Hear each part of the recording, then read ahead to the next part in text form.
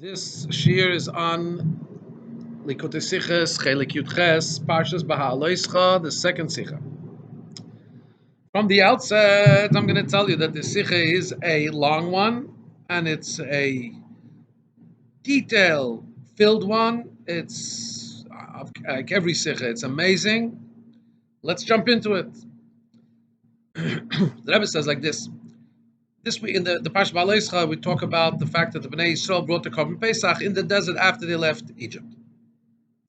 So this says the Rebbe from the differences between the Korban Pesach that the Jews brought in Egypt and the Korban Pesach that the Jews brought a year after they exited Egypt when they were in the desert, about which it's told in our Parsha Behaaloscha, and the words used are that the Bnei Yisrael made the Pesach b'moyadoi in its proper time on the 14th day, etc.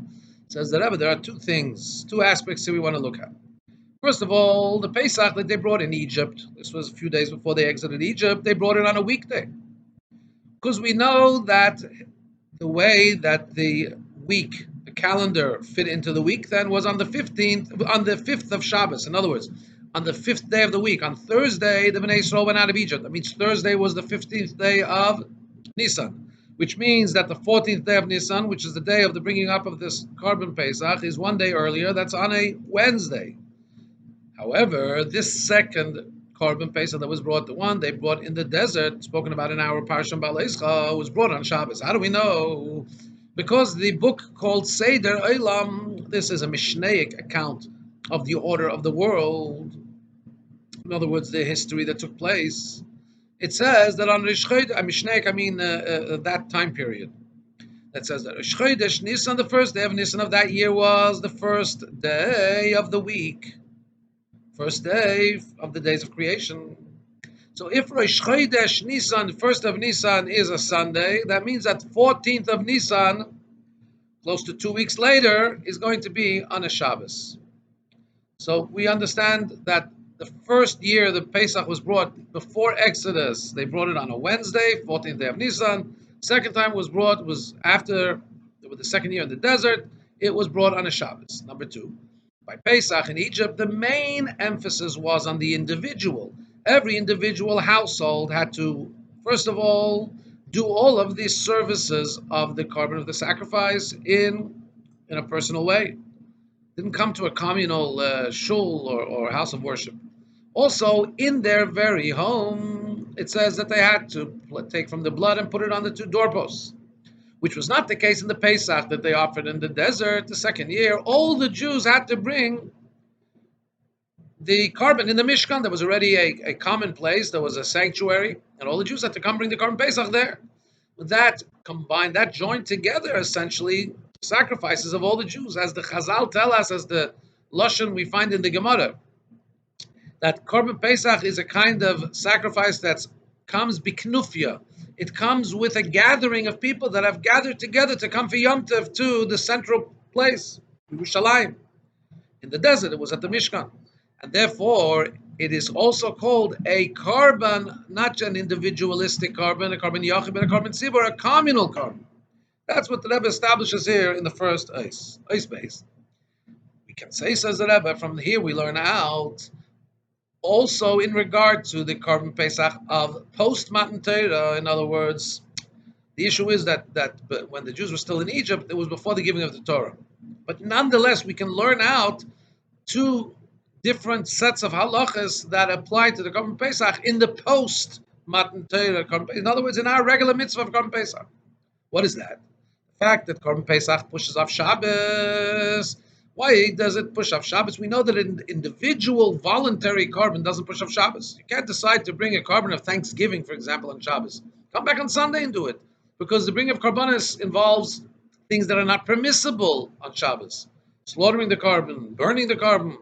So when it's something that's a carbon tzibur, communal carbonis, we know we bring them on Shabbos. Yet the carbon Pesach is a private carbon, yet we bring it on Shabbos. So that aspect that we said all the Jews came together to bring the carbon Pesach. Their individual carbon Pesachs, they brought together in one general place. So from the fact that they brought it together, that there's an aspect of communal carbon Pesach, from this we know you bring it on Shabbos. As the Gemara says in Psachim, a fascinating story that one time the 14th day of Pesach fell on Shabbos and they forgot, they didn't remember. Does a carbon Pesach push away Shabbos or not? In other words, that meant just like it was this year in Tafshin Pei Aleph that the first Seder was Matzah Shabbos, so that means the 14th of Nisan is Friday, is Shabbos. Do you bring carbon Pesach or not? They forgot. As we know that the those that were in the leadership of the Bnei Yisrael, the Bnei Beseira, they forgot. So Hillel came and he said, look, let's think about this. Is there only one instance of a carbon Pesach or something like Pesach that we're supposed to talk about pushing off Shabbos? We have more than 200 Pesachs, in other words, sacrifices, every year that push away Shabbos. What was he referring to? He didn't mean you have 200 carbon Pesachs, you have one carbon Pesach every year.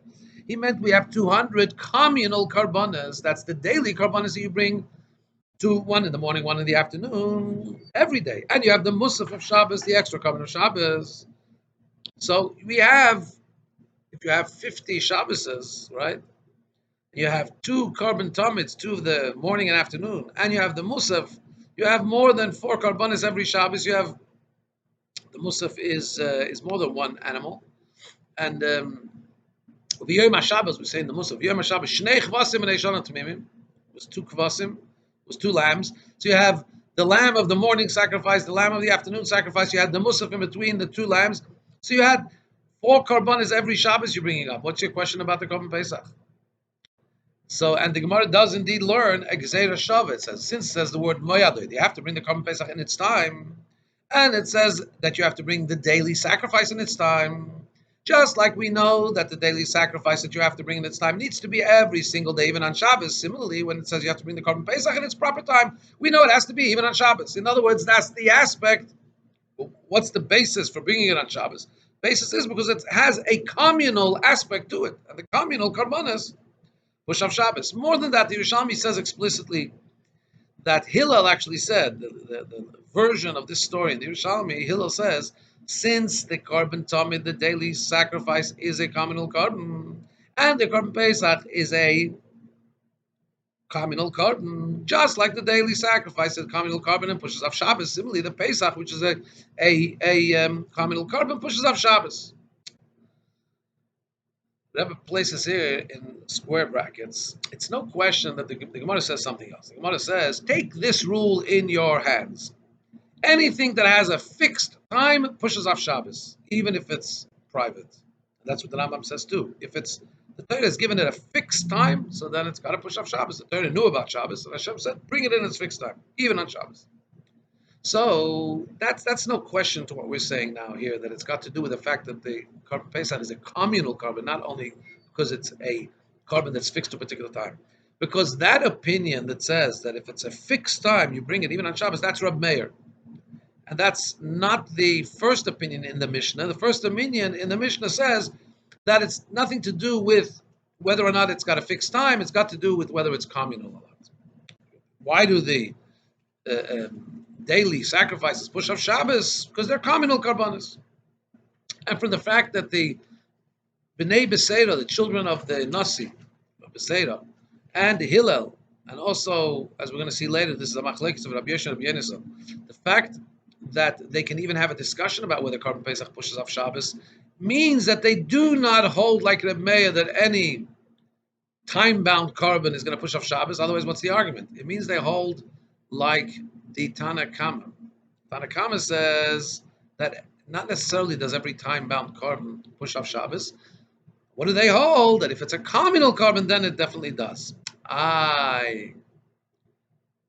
We still need, though, to, even if we're saying that it's a communal carbon, that's a communal carbon push off Shabbos, we also need that other caveat that it's also something that's hinged to a particular time. Because otherwise, even if it's a communal carbon, we have other carbonas, for example, if the entire community makes a mistake and then there's a sacrifice brought on behalf of the whole community, so it's a communal carbon, you have no greater community than the entire community, but you're not going to bring it on Shabbos because it doesn't have to be brought on that day particularly.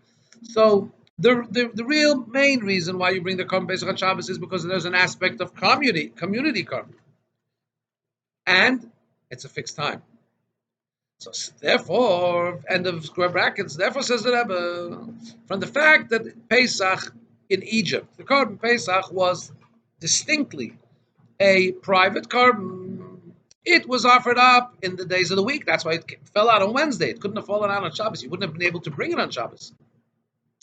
So from this, we understand that a private carbon, and that's what the flavor of the carbon Pesach in Egypt was, a private carbon. Each household do its own. It wouldn't have pushed off Shabbos. We understand from this it doesn't push off Shabbos. Whereas the Pesach in the middle, the Pesach the Jews brought in the desert, which was on Shabbos, that's because in that Korban Pesach we saw that it was a communal carbon. They all came together to the Mishkan to bring it. And that's why it can push off Shabbos. So in other words, we see in these two Karbanos Pesach, we see the two aspects of how we view the Korban Pesach. Gimel says that. Even though that in the Pesach that they offered in the desert, and similarly the Pesach we continue to offer for all generations, it had a certain classification of being a communal carbon. However, it's not in its entirety a communal carbon. On the contrary, in its essence, it's actually a private carbon. Because even in the post-Exodus carbon Pesach, every group had to bring a separate carbon Pesach from their own money. It wasn't brought from the communal coffers, and had to be eaten by the owners. We know that the halacha is the carbon Pesach is brought to be eaten, and it can only be eaten by those who have been appointed on this carbon. You had to join a group, contribute money, and you were part of the carbon, right? And many other things that we see that it's definitely a private carbon. It's not a public carbon. Now, it's just that we're saying it also has some of the qualities of being a communal carbon because it comes, all the Jews together come to the Beis Hamikdash to bring it, and it also becomes offered in three groups. Interesting. The Torah says that the V'shachatu Eisek Kol Kahal Adas Yisrael Ben Arbaim, that it says three times the word that the community brings it up. From this we learn that Kahal Adas Yisrael, Kahal Adas, Kahal is the community, Adas the community, Yisrael, the Yisrael. We learn that there's a concept of bringing it up in three groups of communities. So what we do is we bring it three groups, and each of those groups should have also 30 people. So each group has Kahal Adas Yisrael, and we have three groups of 30 for Kahal Adas Yisrael.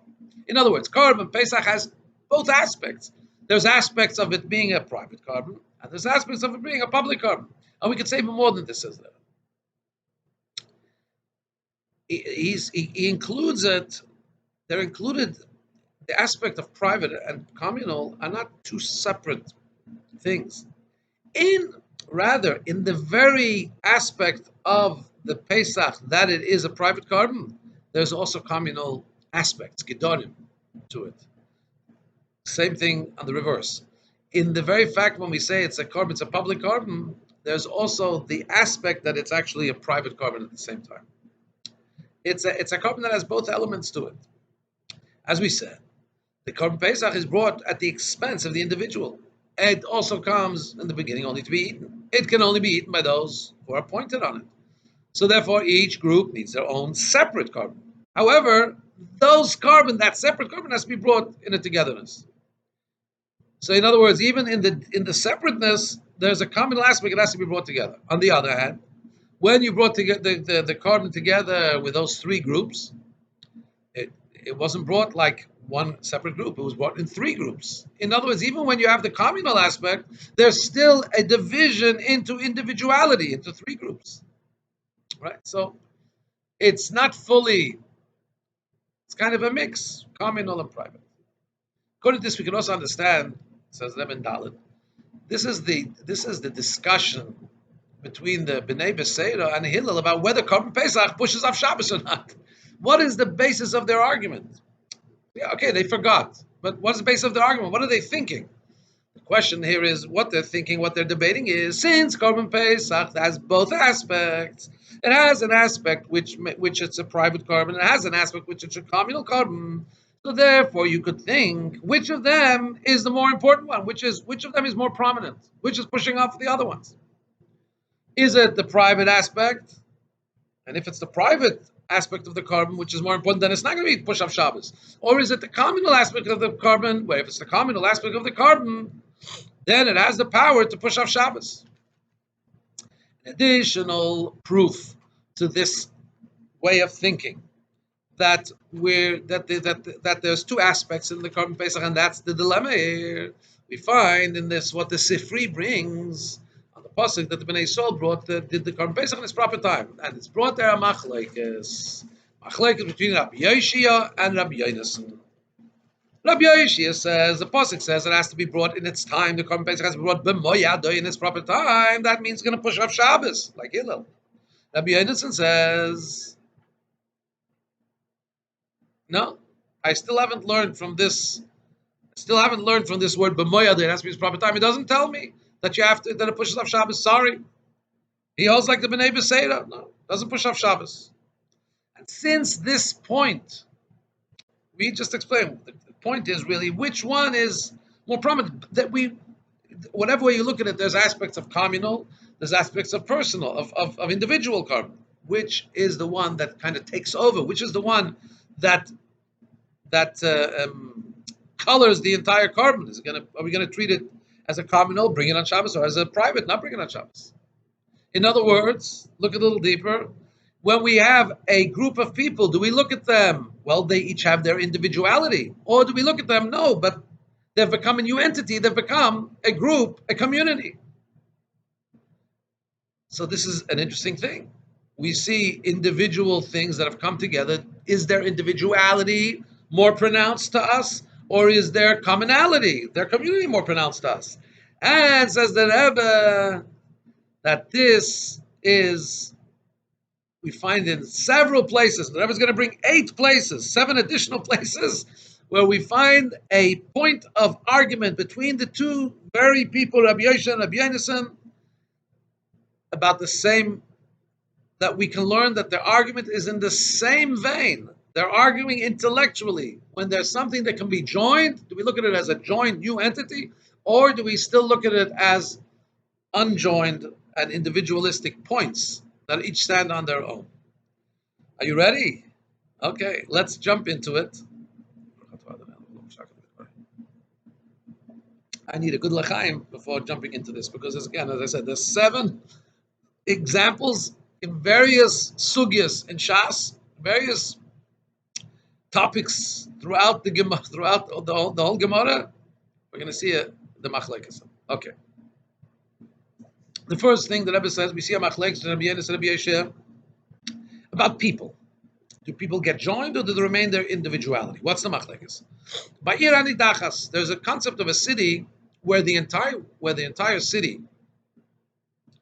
has served idolatry. So they are no longer judged as individuals who are idolatrous. They're judged as an idolatrous city, and everything and everyone in the city, the majority of the city has sinned. Everyone in the city gets pulled in and has to face the penalty, capital punishment that a Ir Hanidachas, a wayward city, a pushed away city, an idolatrous city faces. How many people constitutes a city? So here's a machlekes. How many people is a Ir Hanidachas, a city of Nidachas? Because there has to be very clear qualifications to fit this particular halacha of Ir Hanidachas. Rabbi Yoshia says it's from 10 people until 100 people.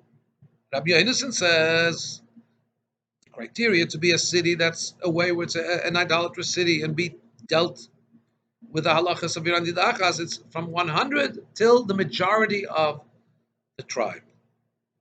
In other words, if there's more than 100, but it didn't yet reach the majority of the particular tribe, the Jews lived in different tribes. So let's say the tribe of Shimon had a city that, God forbid, the tribe had a city that was idolatrous. There were more than 100 people, says Rabbi Yonasan, up until you reach the number that constitutes the majority of the entire tribe, that city could be considered Ir Hanidachas. Says Rashi. What's Rashi explain? What's the reason of Rabbi Yoshia that he says less than 10?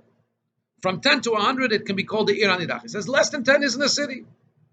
More than 100, it's no longer a city. It becomes a tzibur, it becomes a community. In other words, Rabbi Yoshia holds that more than 100, it's already not a city of individuals.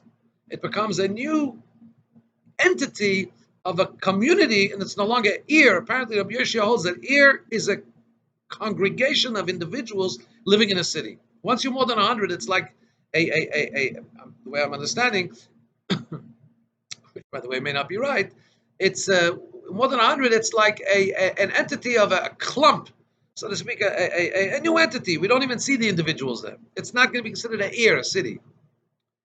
Rabbi Yonason, on the other hand, holds more than 100. Oh, that's when it becomes a city. That's when it becomes a group of individuals. I still see the individuals there. They haven't lost their identity. Until the majority of the tribe. If it's the majority of the tribe, now I no longer see individuals. I just see a new entity of a huge mass, like a one-time mass. In other words, again, what we're saying is, let's go back and understand. Rabbi Yoshia is saying that when I see individuals joined together, I'm going to be very quick to say that the communal aspect is what colors the whole group. So even if there's 10, more than 10 becomes already, more than 100, that's it. I can't look at them as individuals that are living in a city. It now becomes a whole new entity called a tzibur. Rabbi Yonason says, no, we always try and look at individuality for as long as we can. So therefore, until it's the majority of the tribe, we're still going to see this as a group, as a city of individuals, still called the Ir. What about from 10 to 100? Rabbi Yonason says that's not a city, because he sees even more. He sees them as literally individuals. They're not even a city. They're literally individuals. From 100 till the majority of the tribe, they can be called an Ir. They can be called a group of Yechidim. More than that is tzibur. Rabbi Yosef says no. Right away, as soon as they become 100, when they become more than 10, we already see them as a group. Stage A group is Ir. Once they become more than 100, we see them as a new entity called tzibur. Because again, we're always looking to join the individuals and merge them as one. That's Rabbi Yoshia's shita. So again, Rabbi Yoshia said we're looking at the communal aspect of the carbon. That's why he says bring it on Shabbos. Rabbi Yonason says no. We look at the individualism. Don't bring it on Shabbos. So we saw it also by Ir Anidacha. Second example that Rebbe brings is with regard to, God forbid, cursing a father and mother.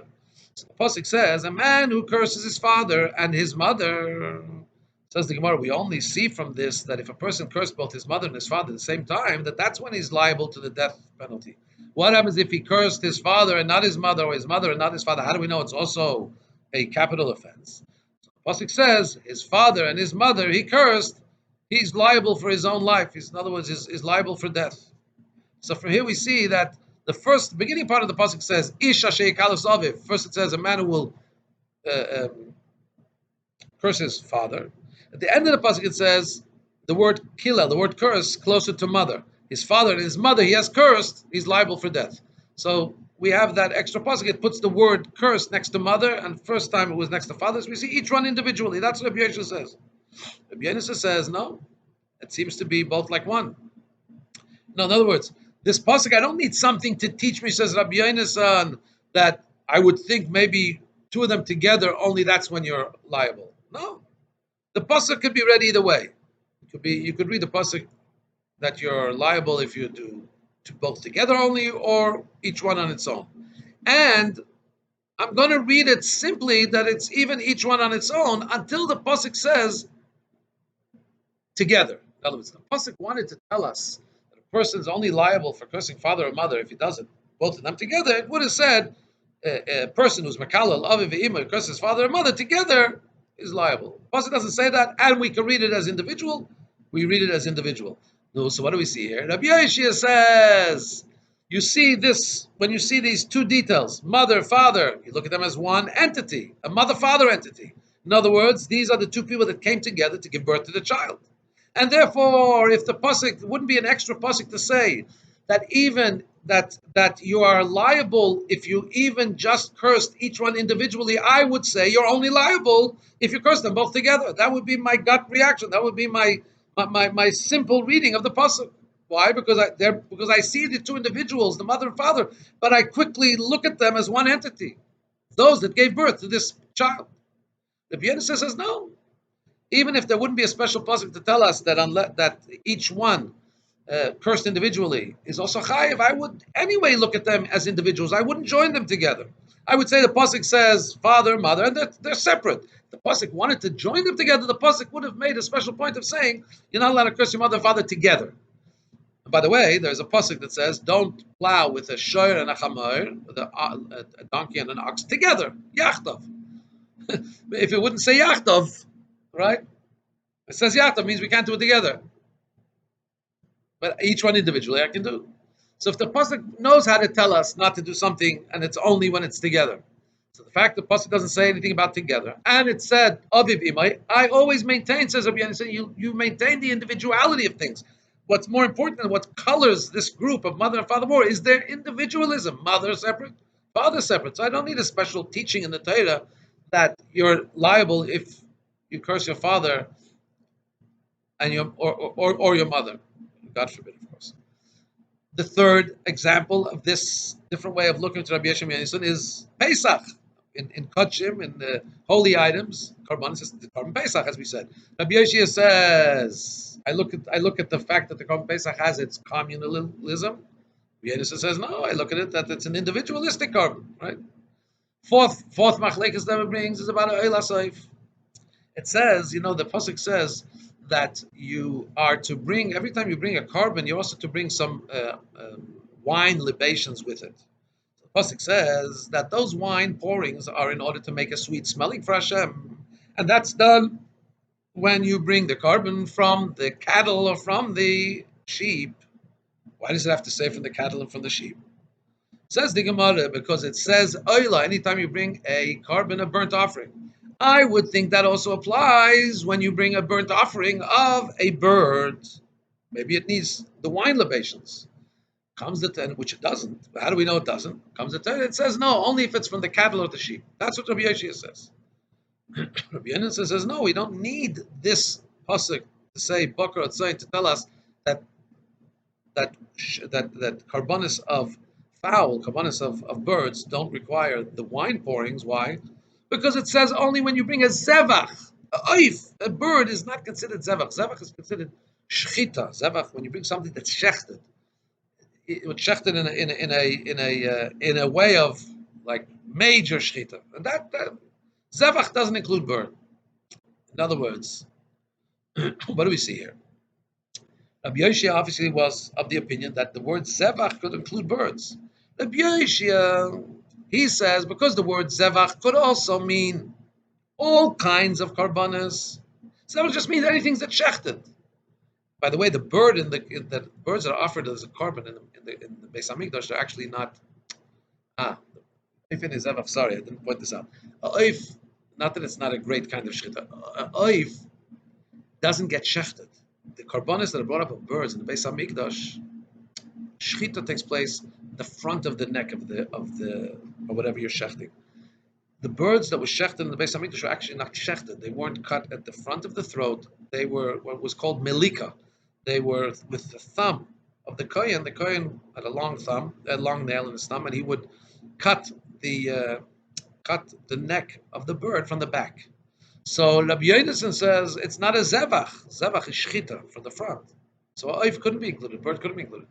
But Rabbi Yosha obviously holds that the word zevach we're going to look at in its generality. It's going to join together all kinds of types of what? All types of things that are shechted. Even a bird, which in its case, it's not actually being shechted from the front. It's the melika process is being done.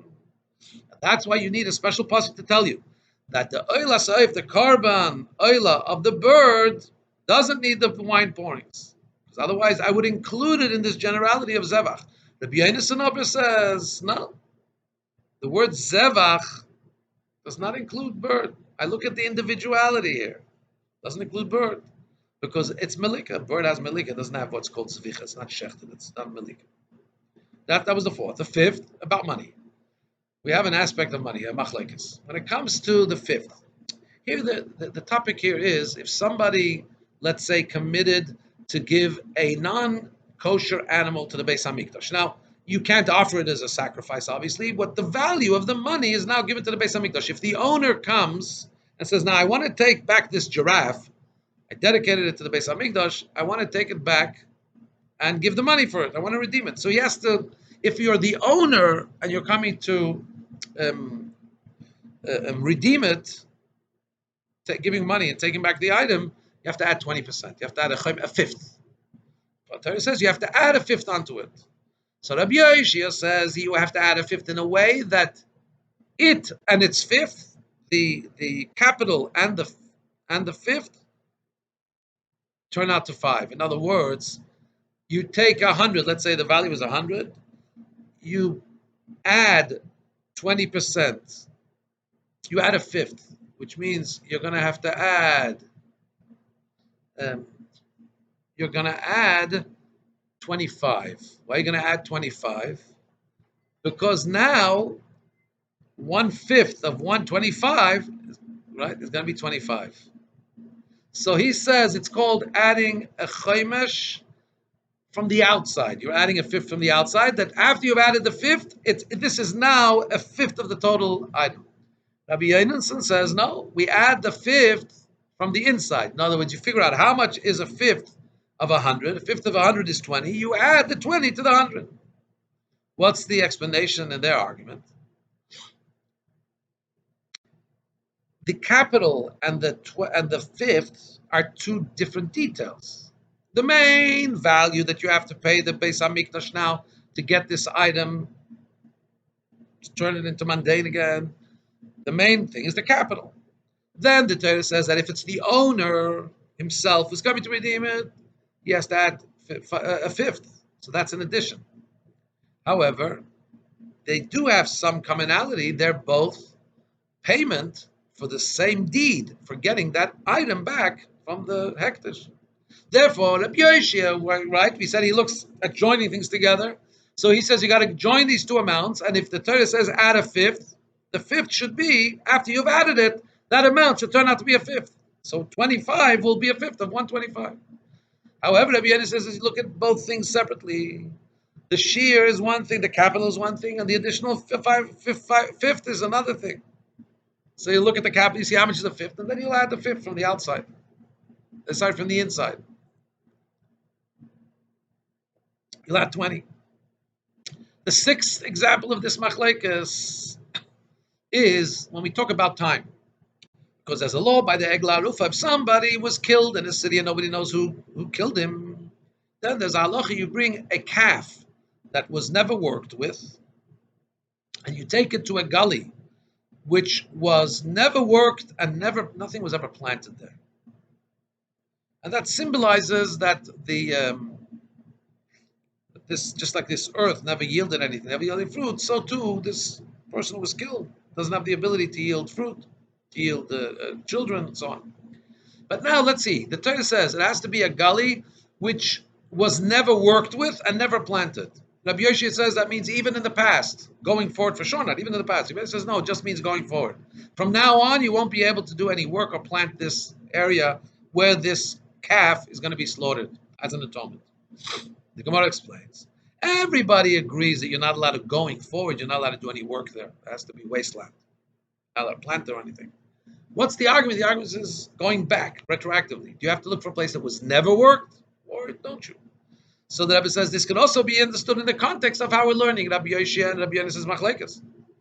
Why? Because time has two concepts. You have the details of time, past, present, future, and then you have the collective aspect, the cloud, just the collective concept of time, the whole body of time, so to speak, past, present, future. It's all part of one continuum. Rabbi Yoshia says we want to look at things together. So now, because time is one continuum, past, present, future, therefore, when the Torah gives a stipulation, it should be land that was never worked with and never planted. So that's the way the whole continuum of the time should be with regard to this. It was never worked with, even in the past. Rabbi Yonasan says, no, you look at the details. How each detail, past, present, and future, is a separate thing. And therefore, what we're talking about now is the future. Don't have to talk about the past. We want that this should now not be planted. Rabbi Yoshia says, but time is just one entity. So once we look at it that way, it should never have been planted. Otherwise, it's a violation of this concept, even for the future in a way. Okay, so so far this has been 6 arguments. Same vein, Rabbi Yoshia, Rabbi Yonasan, this is unbelievable. Now the Rebbe says, look, what we've spoken many times, that when you find this concept that the same rabbis are arguing according to a particular mindset, according to a particular opinion in their way of thinking, Now what we need to find out is 1 second. So why did they have to have this argument in all 6 cases? Couldn't they just have had the argument in one case, and we'll understand the nuance, we'll understand the essence of their argument? Do we look at things together, or do we look at things individual? And then we'll be able to already extrapolate on our own what they would say in the other cases. Therefore, we look to see is that we look to also find why it wouldn't have been enough to just say the argument in one of the places or two of the places. We needed, there could be differences in each of the cases that they argue in, where I wouldn't necessarily see this rule to be able to know to apply it always, that this is always the way they argue. I wouldn't be able to extract it from each of the from necessarily from the arguments. Okay, so now that I was going to go and a little bit of hair splitting, and so how you can't prove this. Yeah, okay. Let's jump in. In the last three machlekes, when we spoke about oif, about the whether or not you had to bring the wine pourings for a bird, and we talked about the 20% is from the inside or the outside, right? And we spoke about time. Is it a continuum or not? We could say. Um, Besides the fact that since we see something common there, it makes sense to say that they're arguing in the based on the common machlekes that we've identified. But otherwise, we could really learn it differently. We could say that these arguments are not really hinged on joining many details as a new entity of a community or keeping them separate, but it got to do with other stuff. For example, when we talk about the argument about the sacrifice of the bird, we could say that the argument is really whether the word zevach can be used for bird. And it's nothing to do about the word zevach if we're looking at all forms of shchita and malika as one, but it's really got to do with whether, this is an interesting machlekes, you may not know, there's an argument whether min ha-Torah, biblically, we actually need to shecht an oif, shecht a bird. Or there's no shchita oif. The halacha is, biblically, we need a shchita of oif. But there's an argument. So you could say this is really part of the same argument. Even though this argument is really only about non-karbanis. However, karbanis, everybody knows you need the malika, cutting of the bird's neck from the back. However, we do find that the same word zevach is a reference to find that this word zevach does say about um, 1 second.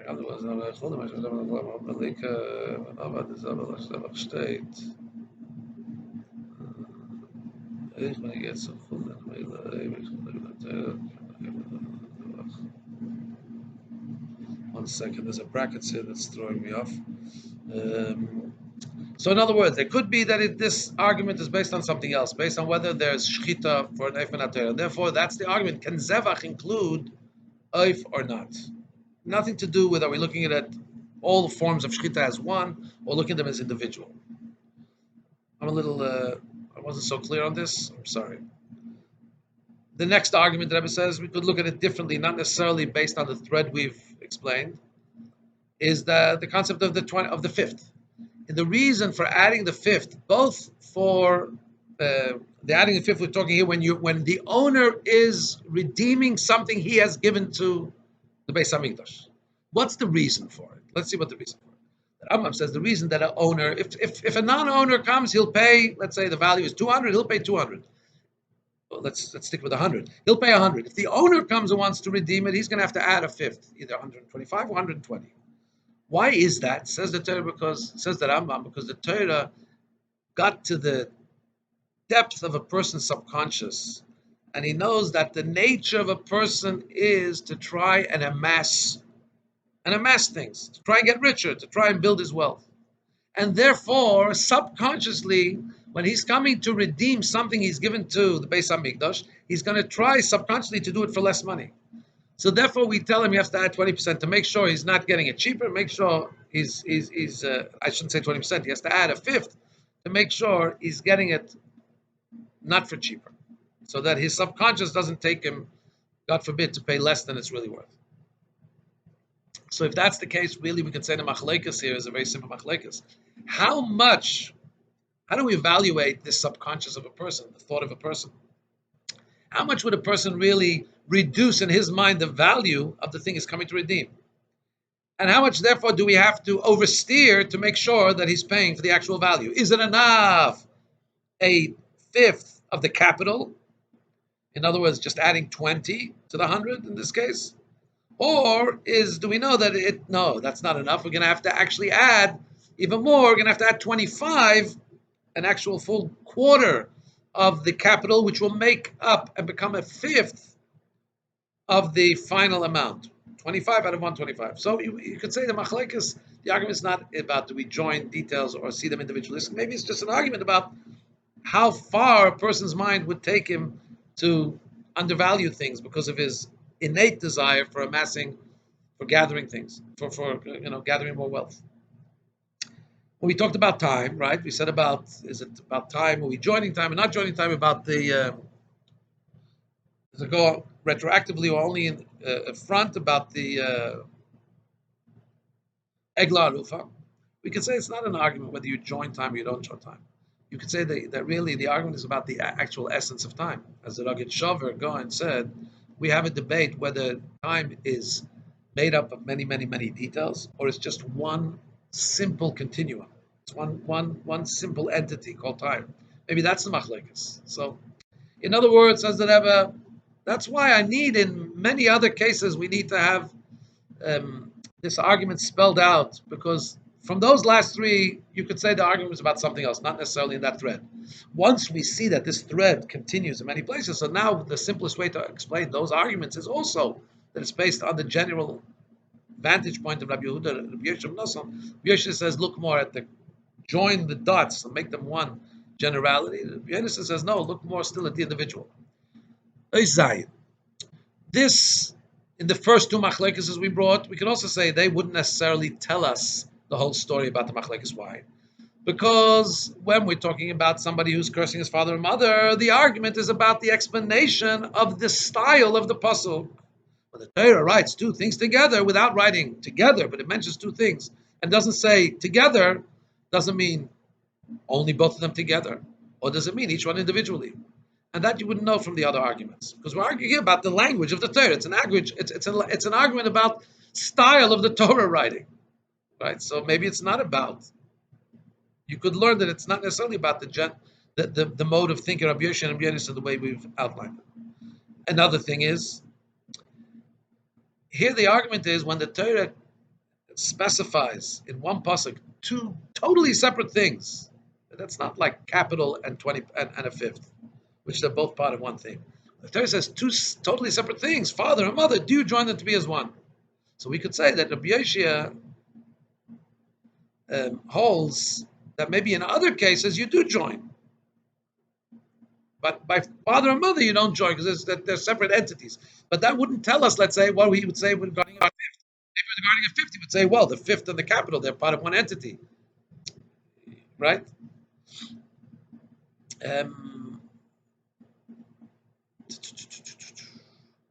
In other words, yeah, okay. By the city, the idolatrous city, their argument is also about a word in the Torah. It says in the Torah the word ear, city. What does it mean? So we could say this argument seems to be the same argument about oif, about bird. There also it's about what does zevach mean. So why do you need to have the machlekes about ear and about zevach? Now that we've said that zevach, they have this machlekes, and it's, I'm not sure, I'm a little bit lost, sorry. So, but we can carry on. So beyond, in addition to what we've said before, that with the word zevach, you could say it's not an argument about the generality of zevach, but it's really hinged on the argument, does oif need shchita ben HaTorah? We could also say that by Iran Nidachas, by an idolatrous city, there's a chidush and a chiluk in the din about how we look at a community, at a tzibur in itself, between 10, 100, and a majority of a shevet. And that's why we would think that in this place, maybe Rabbi Yoshia and Rabbi wouldn't. We would think that in this case Rabbi Yoshia may agree to Rabbi Yonasan that more than 100 is indeed a city, because a Ir is also a city. On the other hand, maybe Rabbi Yonasan in this case we made it to Rabbi Yoshia. Maybe he would say that for some things 10 is considered no longer individuals.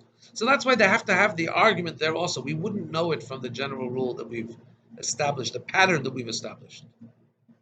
I just want to tell you, if you're feeling a little lost, hang on, because we're about to get back to the first topic about Korban Pesach, and it's going to become very understandable.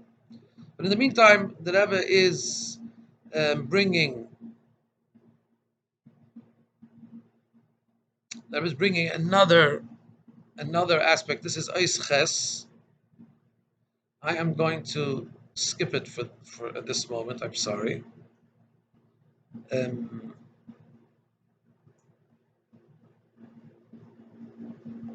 No, I'm not going to skip it. I'm going to go back. Okay.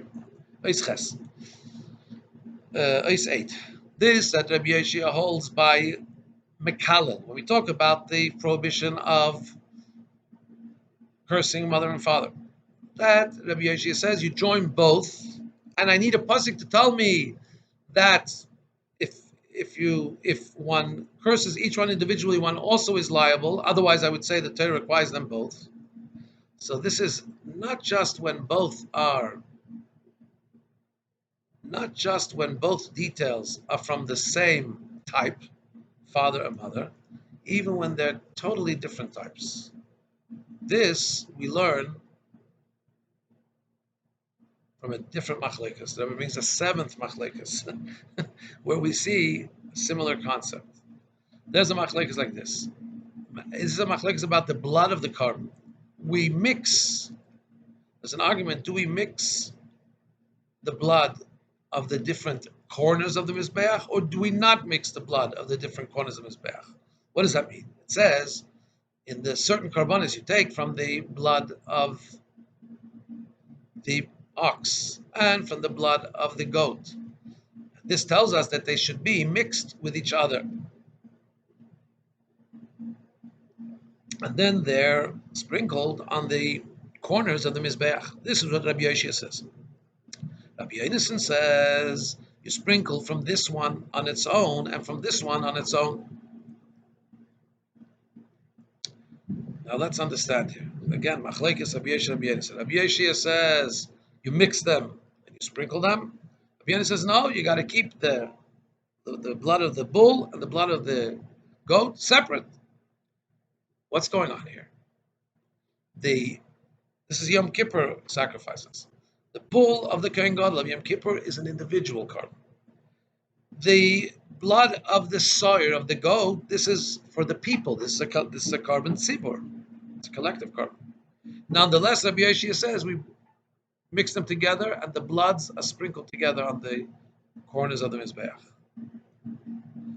A greater chiddush about mixing for the corners, and this is greater than the chiddush that the mother and father are brought together to be as one unit, if not for the pasuk that says that even if you curse them individually, because they're at least part of one cohesive unit of those that gave birth to the child.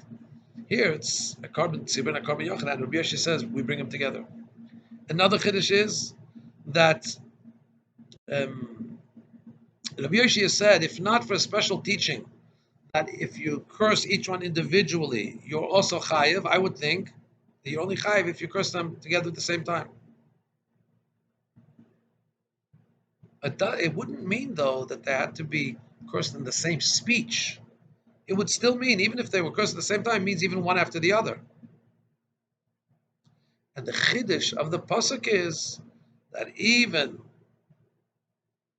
for a mother or father alone is also chayiv. In other words, the connection here means mother and father, but it could mean even when you connect mother and father, it could be one after the other.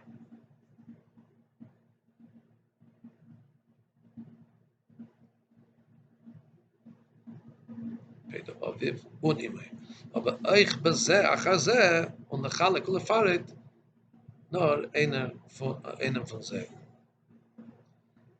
could be However, when we talk about mixing the blood for sprinkling on the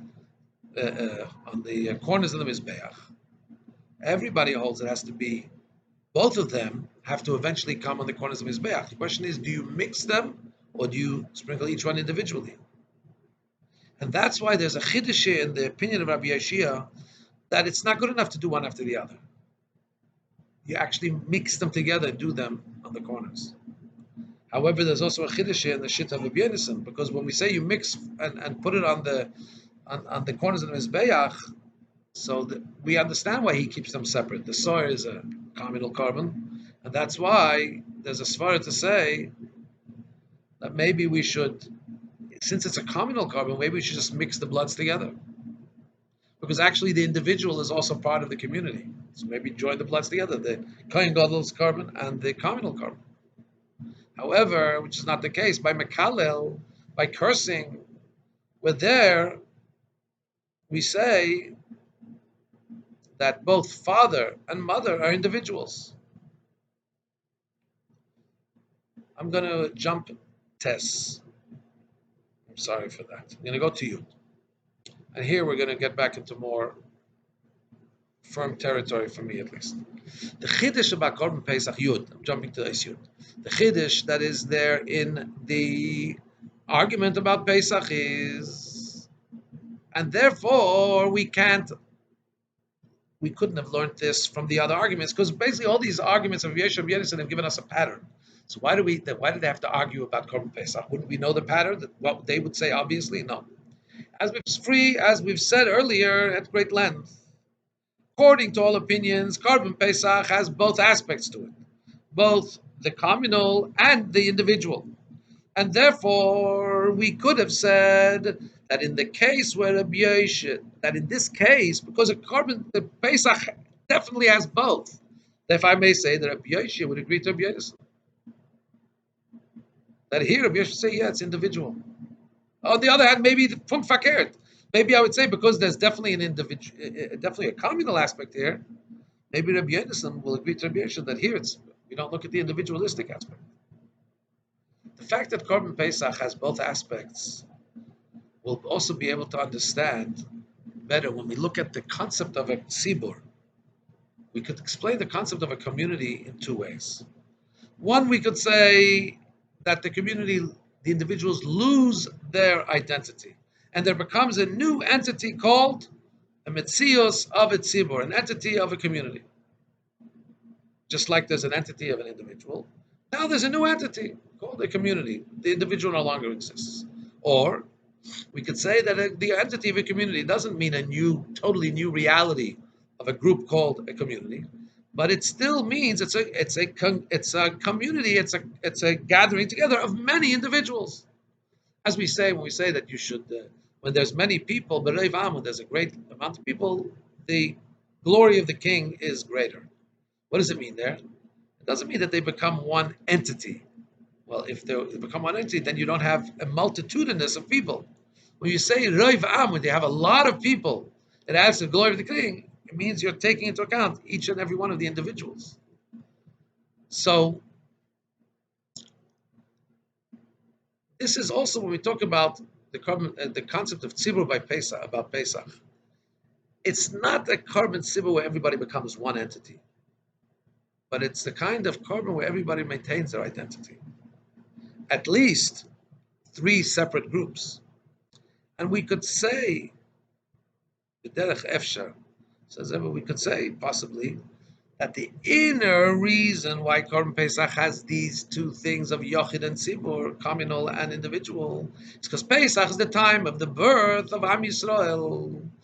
And therefore, we have in Korban Pesach these 2 opposing concepts. On the one hand, because Bnei Yisrael, Am Yisrael has this in itself. On the one hand, all Yidden are united as one individual, as one entity of a tzibur, of a community, one total body of people. On the other hand, every Jew is like a full world, a complete world. So now we can understand why the concept of tzibur in relationship to Korban Pesach became in the Midbar, the first Korban Pesach they brought, even though the Jewish people were born at Exodus, going out of Egypt, that's the birth of Jewish people, because also by Yidden, the preparation to becoming a tzibur, one entity, really started only after they left Egypt, by Matan Torah. What does it say about Matan Torah? When they camped opposite the mountain, ish echad, like one person. Nonetheless, even in Egypt, there was a communal aspect of the Korban Pesach. More than that, they brought a Korban Pesach. More than that, we learned many of the laws of Pesach for all generations from the Korban Pesach that they brought in Egypt. In other words, the Korban Pesach they brought in Egypt is the head and is the basis for all the Korban Pesachs they brought later. Because this, that Am Yisrael later by Matan Torah became an entity of a tzibur, it's in a way that the Metzius, the actual existence and prominence of every individual, which that was the emphasis of Korban Pesach in Egypt, it doesn't get lost. It also maintains its identity afterwards. And that's why, even in Pesach Mitzrayim, there was a little bit of an aspect of a communal aspect, as what does it say in the Medrash? That all the Bnei Yisrael got a whiff of the Korban Pesach of Moshe. They all came, they wanted to eat from the Korban Pesach of Moshe, and they all did. So they all ate from one Korban Pesach. It was a communal Korban. At least, because this is going to be the basis of Korban Pesach forever, and Korban Pesach has in it a communal aspect, at least it had to have something of a communal aspect to it, at least in the Korban of the leader of the generation, the Nasi Ader. So there was a concept of community there. Base Yud base. This point that the Bnei Yisrael become one entity like a community, and yet it doesn't cancel out the individuals. We find even in Korban Siba, we find it even in literal communal Korbanos. What do we find? Find it even though it's bought from the money of the community, and anybody who's giving money to the community that have shekels and so on has to give it. Whatever you donate to the community, you have to give it to the Beis Hamikdash. You have to give it with the intention that's totally going over to the community. It's no longer has any aspect of individual money. Nonetheless, the individuals aren't totally lost. The part of every individual is there in every communal carbon. As we know that Moshe Rabbeinu davened to Hashem in the argument against Korach, don't turn to their meal offering. In other words, I know that they also have a part in the communal karbonis. Every Jew has a little part in the communal karbonis. Don't turn to their little part. In other words, the individual is not totally lost, even in the communal carbon. More than that, there's a law that if an individual member of the community is being weighed against the entire community, for example, an enemy is saying either give one or everybody's going to get killed, you don't give up one for everyone in order to save everybody. As the Rambam says, the Goyim says, give us one of you guys and we'll kill that one guy. If not, we'll kill all. You let them all be killed. You can't give one person over to save, even though here's a community, here's just one. The individual doesn't get lost. The community doesn't cause the individual to lose his identity and be a non-entity. Yud Gimel. Same way it is regarding to Tzibur, regarding to the community. The generality of the Jewish people, so it is also about the individual. In each individual, we expect from him two things, two separate feelings. Like Hillel says, the Pirkei Avos, if I am not for me, who will be for me? Individuality. If I am only for myself, what am I? In other words, you have to be an individual, anili. At the same time, you have to be a part of the community. And if you're not part of the community, you're nothing. According to this, we can understand that these both aspects are expressed in Korban Pesach. And in this way, we can explain the saying of Hillel in a way of tzachos, in a way of a light or a remez. Tzachos is not light. Tzachos is in the more. It's not a joke. Tzachos is in a. I don't know how to adequately translate it, but in less, not such a serious vein, more light vein, we could say that even though in the times of, we could explain it that this relates to the first paragraph of Pirkei Avos, which is said right after Pesach. Even though at the time of Hillel there was no minhag to say Pirkei Avos yet, but since we have the minhag now, the first week after Pesach, we start saying Pirkei Avos, and that minhag and the Torah is eternal, so we can connect the first paragraph of Pirkei Avos harmonize with something we've learned about Pesach and what Hillel is saying here. In other words, as we explained at the beginning, there was an argument. B'nai B'Seira, children of the Nasi, they said, no, we don't bring the Korban Pesach on Shabbos. Hillel said, you do. It's a communal carbon. There's aspects of it being a communal carbon. As we said earlier. So now that's what Hillel is telling us. Right after Pesach, after Hillel became a Nasi, because he had thought that he remembered this law that the Korban Pesach is brought on Shabbos because there's something of community to it, he tells us a teaching in Pirkei Avos the following. If I am not for myself, who's for me? In other words, the Korban Pesach also has individuality, yochid. You have to bring it from your own money, from individual money. It's only for the group that has become appointed on it, right? Taking reservations for it. On the other hand, if I'm only for myself, what am I? You also need to be part of the community, like the Korban Pesach, like Hillel talked about the Pesach. Excuse me. Because if it would only be for me, if it would only be something individual, it wouldn't push on Shabbos.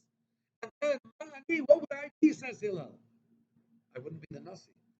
If I wouldn't, if not for the communal aspect, what would be with me? And here's the tachlis. I wouldn't be a Nasi. I became a Nasi because I brought in that Korban Pesach has a communal aspect and it's brought on Shabbos. I never remembered, yeah, that's true. And I was made Nasi. So you could ask, even if the Korban Pesach has an aspect of Tzibur, but still in all, why do we bring it? We bring it on the Shabbos because it has a fixed time. That's the continuation of Hillel saying, not now when. In other words, the Korban Pesach has an aspect where it has to be done now, otherwise it can't be done. And that's why it's brought on Shabbos, because of the community aspect which needs to be done right now. Yud Dalet, now that it brings home, say where it is about every Jew for himself, he needs to be an individual and a part of the community. Also, when again, how we treat others, loving others as yourself. It's known that when we talk about Avos Yisrael, to any Jew that may be. So, from the fact that all of Yisrael is like one man, like one person, like one person, friends. So the Alter Rebbe explains we're like one person made up, comprised of various limbs. So there's two ways of learning this, two explanations. One is that every Yid is a portion of Klal Yisrael. And as we know, the Medrash says if the Jewish people would have been missing even one person of the 600,000 that were there giving the Torah wouldn't have been given, the Shekhinah wouldn't have been revealed to them. And we know that there's a saying that any fast, any prayer that takes place on a fast day that doesn't have from the sinners of Israel included there, it's not a proper fast, it's not a proper prayer. Which tells us, but that's not because of the individual mile of virtue, advantage of the individual. But it's because he comprises one of the members of the general community. That's one aspect. That every individual complements the whole because he's part of the whole. Second aspect is each one has their individualistic advantage of virtue. And that virtue completes the community. As Alter Rebbe says, that there's a benefit, there's an advantage of the head, of the feet over the head. That because of this advantage, in some ways, the feet can take you where the head can't go. That's why, in some ways, feet are higher than head. However, although we understand that there's an individual advantage from virtue to the individual, just like feet have a virtue over head, but really we understand it. We're not looking at that individual virtue as being important. We're looking at we need the entirety of the gamut of the klal, so we need all aspects, feet, head, and so on. But Alter Rebbe says, though, that the concept of Avos Yisrael, he says it's not enough to just know that we're all part of one entity and one father, and that's why we're like brothers. He says also, he introduces the concept by saying, a third concept, he says, that the soul and the spirit, who knows their individual greatness and virtue in their source in Hashem. In other words, you have to love another Jew because of his greatness, because of his advantage as an individual in the detail of his greatness. Not just because it complements and makes up the communal whole. And also the love, which we say is like, love your fellow like yourself. In other words, view others like they're limbs, differing limbs in the same body. even though each of those limbs needs to be an individual limb, but they're all part of the same body. And that's why even when you're hearing, even in a case where you distinguish only the individual aspect of that limb, not how that limb is a detail in the completion of the body, you join yourself together with all the other limbs as one body. The nuance here is like this. In other words, there's the aspect where, yes, a body needs all kinds of limbs, but I'm not really thinking about the virtue of the foot, so to speak. Then there's another aspect where we're looking at the individual virtue of each and every one. And Kamecha, love your fellows yourself, see their greatness as being distinct from you in a different kind of limb than you, part of one body. And through this, being occupied in After Kamecha, from one view to the other, is Hashem. Hashem is called also our friend, Reacha. Hashem will show his love to every and he's going to redeem us from the Golas in two ways also. One way is, as the Navi said, Hashem will pick out each and every individual Jew in an individualistic way. As Hashem, as Rashi points out, that Hashem is going to take us holding by the hands, literally each individual. And also it says Hashem will take Kohol God and Shabbat, the entire community as a big community will go back, both the individual and the team. Okay, all the best.